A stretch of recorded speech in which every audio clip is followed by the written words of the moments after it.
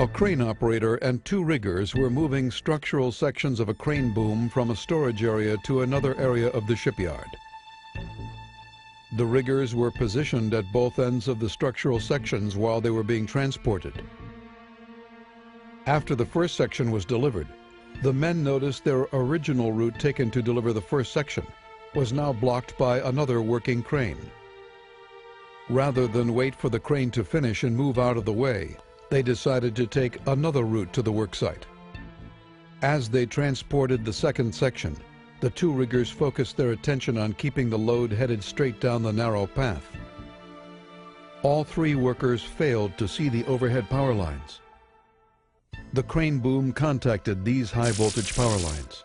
7,200 volts passed from the power lines through the wire rope into the suspended structural section to the rigger, who was still holding on to the section. The rigger was killed instantly. Let's look at some of the contributing factors that led to this fatality. En route to their work area, the crane traveling with the suspended load struck overhead power lines. A safe route was not established before the crane was moved. A designated person must establish a safe traveling route for cranes.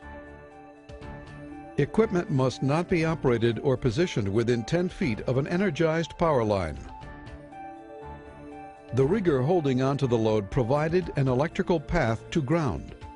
Always use non-conductive tag lines to control loads. When practicable, tag lines should be clean and dry.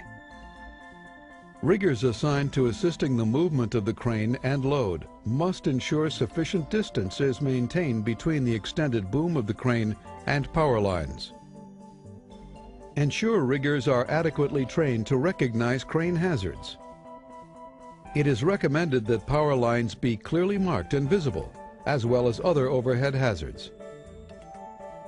If workplace conditions change, another hazard assessment should be performed to determine whether previously unidentified hazards exist. Although not contributing to the fatality, it is recommended that loads be carried no higher than necessary, normally waist high, to prevent contact with any other obstruction.